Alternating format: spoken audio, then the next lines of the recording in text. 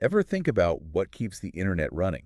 Mm, Not servers or Wi-Fi, right. but the actual physical cables Mm-hmm. that crisscross the ocean floor. Yeah. They're like the veins and arteries of the digital world. Ah. And just like those can be damaged, Hmm. so can those cables. Right. That's what we're diving into today. Okay. Undersea cable sabotage. Interesting. 2 recent incidents, Okay. one in the Baltic Sea Mm-hmm. and another near Taiwan, Okay. have exposed how vulnerable Yeah. these vital lifelines are. It's a vulnerability that many people Mm. don't even realize exists. Extreme. We think of the internet as this ethereal cloud, Right. but it's very much grounded in physical reality. Yeah. And those cables carrying massive amounts of data, financial transactions, Right. military communication, you name it, they're surprisingly fragile. Wow. The consequences of widespread disruption, let's just say, they would impact every corner of the globe. Okay, so let's get into the specifics. First Okay. up, the Baltic Sea. Right? In November of 2024, a Chinese cargo ship, Hmm. the Ang 3, Okay. came under suspicion for severing 2 undersea cables. Wow. What makes this even more intriguing Yeah. is that this wasn't an isolated incident. Oh, really? Just a year prior. Mm. Another ship with ties to Hong Kong Okay. was involved in damaging a gas pipeline Oh, wow. and a telecommunications cable Okay. in the same region. The pattern here is hard to ignore. Yeah. Both incidents involved vessels with links to China, Mm. disrupting infrastructure crucial to European nations, Right. while Beijing has attributed these incidents to storms. Mm. Some evidence suggests otherwise. Mm. This lack of transparency, Yeah. coupled with the recurring pattern, Right. raises serious questions about potential motives. Interesting. Are these genuinely accidents Hmm. or something more calculated? Adding another layer of complexity. Okay. These Baltic Sea incidents happened Yeah. against the backdrop of heightened tensions Uh-huh. between Russia and the West, Okay. following Russia's invasion of Ukraine. Right. Could there be a connection? It's a question worth exploring. Yeah. Russia is known for its use of hybrid warfare tactics. Hmm. Actions that disrupt and destabilize Ah. without resorting to full-scale military conflict. Right. Considering China's increasingly vocal support of Russia, Uh-huh. it's not unreasonable to ask Okay. if these cable disruptions Hmm. could be part of a broader strategy Okay. to weaken European resolve Right. or test NATO's response capabilities. So we've got potential geopolitical maneuvering Yeah. in the Baltic Sea. Hmm. But halfway across the world, Okay. a similar pattern emerges. Oh, really? This time in the Taiwan Strait. Oh, okay. In February 2023, Hmm. 2 internet cables Huh? connecting Taiwan's Matsu Islands Yeah. to the main island were cut, Oh. disrupting communication for residents. Hmm. Taiwanese authorities suspect Chinese vessels. Okay. And it's worth noting Mm-hmm. that these cables have been severed an alarming 27 times What? in the past 5 years, Wow. often attributed to Chinese fishing boats or cargo ships. While these incidents near Taiwan may appear less dramatic than the Baltic Sea cases, Okay. the strategic implications are profound. These repeated cable cuts underscore Taiwan's vulnerability, Right. especially in a potential conflict scenario. Yeah. If communication with the outside world were cut off, Right. the impact on Taiwan's defense, not to mention the psychological effect on the population, would Yeah. be significant. It seems like these cable cutting incidents, Yeah. whether accidental or deliberate, Right. are highlighting a crucial vulnerability Mm. in our hyper-connected world. So what are we doing about it? Good question. Well, Taiwan, for one, Hmm. isn't just sitting back. They're partnering with companies like Google Right. to build backup cables, Mm-hmm. investing in low Earth orbit satellite systems Ha. for alternative communication channels, Okay. and implementing surveillance system Hmm. to protect this critical infrastructure. That's good. But are these measures enough to deter this kind of activity, Right. especially when it often falls into that murky area Yeah. of gray zone operations? That's the challenge, isn't it? Yeah. Deterrence in this gray zone is a complex issue. Right. Proving intent Uh-huh. and attributing these actions to specific actors Yeah. is incredibly difficult. It's true. This ambiguity Right. is precisely what makes these tactics so effective. Right. They sow discord and disruption Right. without triggering a traditional military response. It's unsettling to realize Yeah. how fragile the infrastructure Right. underpinning our digital world really is. We rely on the internet for everything these days. It's true. And these incidents really drive home how that reliance could be exploited. It's a case of out of sight, out of mind, wouldn't you say? Yeah. These cables are hidden beneath the waves. Yeah. We don't think about them. Yeah. But their importance to our daily lives, Right. to the global economy, to national security, is undeniable. And Yeah. as we've seen, Right. they are a point of vulnerability that can be exploited. This whole situation is incredibly complex. It is. It's not just about technology. Right. It's about geopolitics, Uh-huh. strategy, Yeah. and the evolving nature of conflict Mm-hmm. in the 21st century. That's right. What are some realistic steps that governments and organizations can take to address this growing threat? Well, awareness is a crucial first step for too long. Yeah. Undersea cable security has been neglected. Right. Governments and telecom companies need to acknowledge the severity of the threat and invest in more robust protection measures. Like what? We're talking about underwater drones, Wow. advanced sensor networks, even potentially armed patrols in high-risk areas. You're painting a picture Yeah, of a whole new dimension of security. it is. Something most of us have never considered. I know. What about the role of diplomacy and international cooperation Sure. in preventing these incidents? International cooperation is absolutely essential. Yeah. We need to establish clear international norms and regulations Okay. regarding undersea cable security. We need to deter this kind of gray zone activity Right. by making it clear that there will be consequences Right. for disrupting critical infrastructure. Like what kinds of consequences? Whether those consequences are sanctions, diplomatic pressure, or even cyber countermeasures. Right. The key is to send a strong and unified message that these actions are unacceptable. This all feels like a huge shift in how we think about security. Right. Moving beyond the digital realm of cyber attacks Yeah. and into the physical world, Right. to the very bottom of the ocean. That's right. Earlier you mentioned gray zone warfare. Right, it did. For those of us unfamiliar with that term, Sure. could you explain what it means in this context? Of course. Okay. Gray zone warfare essentially refers to activities Right. that fall below the threshold of traditional armed conflict, Okay. but are nevertheless designed to achieve strategic goals. Right. It's a way of coercing, disrupting, Yeah. and destabilizing an adversary Oh. without triggering a full-scale war. Right. And it's often difficult to attribute blame definitively. So these cable-cutting incidents Yeah, could be seen as a form of gray zone warfare, they could. a way for countries to assert dominance, Uh-huh. to test boundaries, without resorting to overt military action.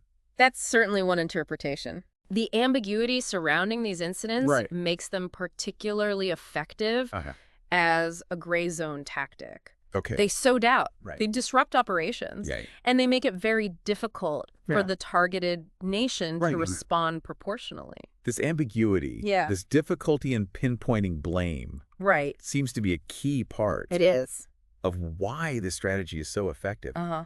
Are there any historical examples?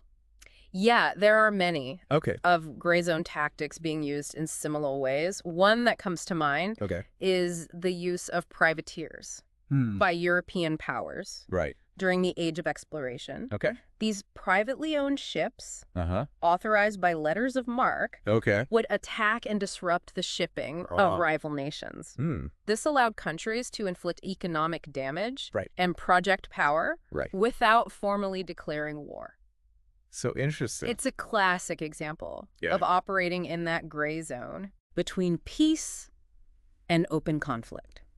So these cable-cutting incidents, Right. even if they seem relatively minor on the surface, Yeah. could be part of a much larger Yeah. and more complex strategic game. They could. They're a reminder that the battleground has expanded, That's right. and the weapons are not always the ones we traditionally think of. Right. But let's shift gears a bit Okay. and talk about solutions. Sure. You've mentioned the need for better protection Yeah. and international cooperation. Right. But are there any other perhaps more creative approaches that could be explored. One avenue that's gaining traction is the development of more resilient network architectures. Okay, so what does that mean? This could involve building more redundancy into the system, creating alternative communication pathways, and even exploring technologies like mesh networks that can route data around damaged cables. Essentially, it's about making the internet itself more resistant to disruption. Right. Even if individual cables are cut. Exactly. What about the role of artificial intelligence in this space? Sure. Could AI be used to detect and potentially even prevent these kinds of attacks? That's a promising area of research. Okay. AI could be used to analyze patterns of ship movements, to monitor undersea cable networks for unusual activity, and to identify potential threats before they materialize. Okay. It could also play a role in coordinating responses, helping to quickly reroute traffic and minimize disruptions. It seems like there's a lot of potential for technology. There is. To play a role in securing these undersea cables. Yeah. But technology alone isn't enough, right? No, it's not. We also need to consider the human element, the policies, and the international agreements that can create a more secure environment. Absolutely. Oh. Technology can provide tools and solutions, but ultimately, it's human choices, both at the individual and national level, that will determine how secure and resilient the internet remains in the years to come. That's a good point. And it's a responsibility we all share. We've covered a lot of ground today. We have. From the technical aspects of undersea cables to the complex geopolitical landscape in which these incidents are unfolding. Yeah. It's a reminder that the internet, for all its wonders, is a fragile thing. It is. And as we become increasingly reliant on it, the stakes only get higher. That's why it's so important to have these conversations. I agree. To raise awareness and to encourage a deeper understanding of the challenges we face. Right. The future of the internet, and indeed the future of our interconnected world, depends on it. It's a bit mind-blowing when you think about it. All the information, all the communication, all the commerce that flows through these underwater cables. It's a testament to human ingenuity. It is. But also a reminder of how vulnerable our interconnected world can be. It is indeed. Yeah.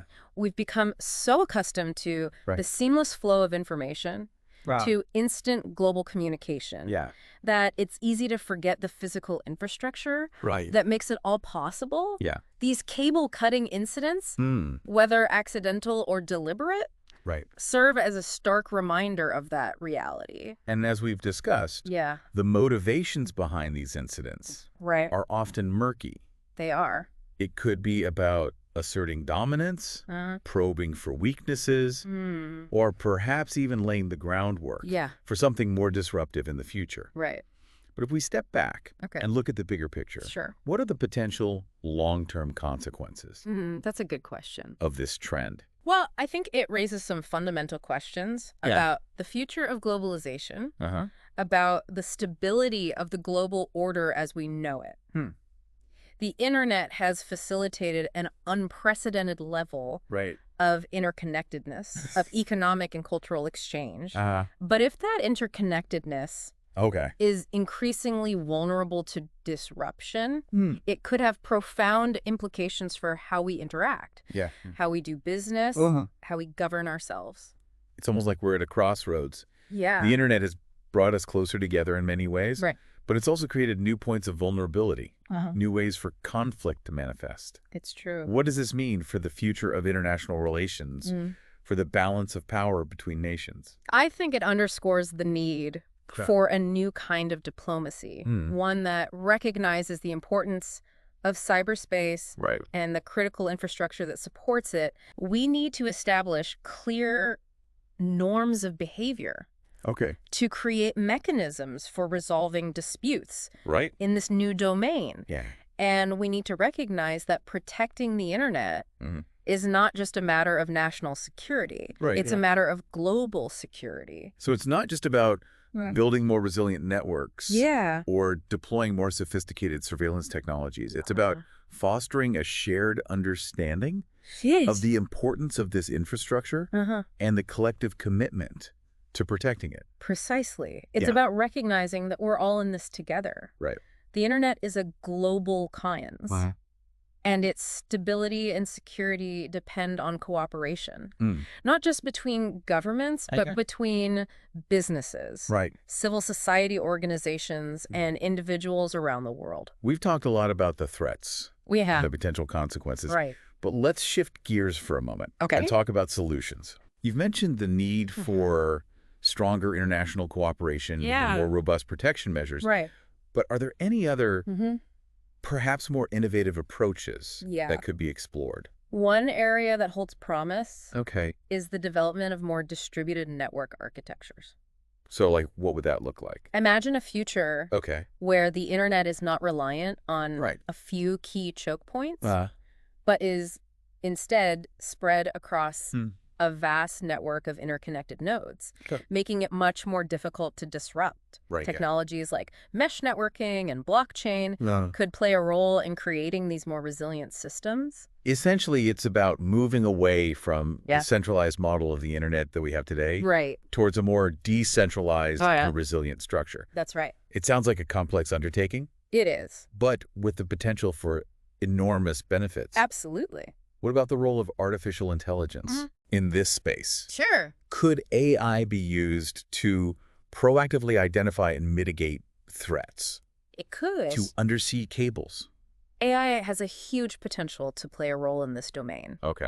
It could be used to analyze vast amounts of data, from shipping movements to weather patterns to social media chatter, to identify patterns and anomalies that might indicate a threat to undersea cables. Interesting. AI-powered systems could also be used to automate responses, rerouting traffic, or deploying countermeasures in real time. Wow. To minimize disruptions. It sounds like we're on the cusp of a new era of internet security. It does. One where technology plays a more prominent role in protecting these vital lifelines.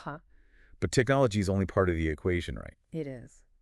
We also need to address the human element, the policies, and the international agreements that shape how we behave in this new digital landscape. Absolutely. Technology can provide tools and solutions, but ultimately, it's human choices that will determine how secure and resilient the internet remains in the years to come.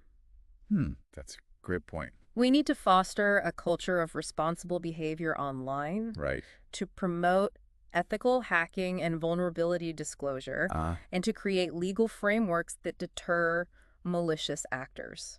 This has been an incredibly insightful discussion. It has been. We've explored the hidden world of undersea cables. Yes. Their vital role in our interconnected world. And the growing threats they face. For those of you listening, it may be tempting to feel overwhelmed by the complexity of this issue. By the geopolitical maneuvering and technological challenges. But there are things that each of us can do. That's an important point. What are some specific things that listeners can do to become more informed and engaged on this issue? Well, simply being aware of the issue is a good first step. Learning about how the internet works. About the physical infrastructure that supports it. About the threats it faces. That's a great foundation. From there, you can start to make more informed choices about your online behavior. About the companies you support.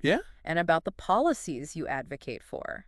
It's a reminder that the internet, for all its wonders, is a shared responsibility. It is. And protecting it requires a collective effort. It does. So the next time you're streaming a video, sending an email, or connecting with friends online, take a moment to appreciate the intricate network of cables that makes it all possible, and consider what you can do to help ensure its stability and security for the future. That's a great takeaway. Thanks for joining us on this deep dive. It was my pleasure. If you enjoyed this exploration of the unseen forces that shape our world, be sure to like, subscribe, and stay tuned for more fascinating deep dives.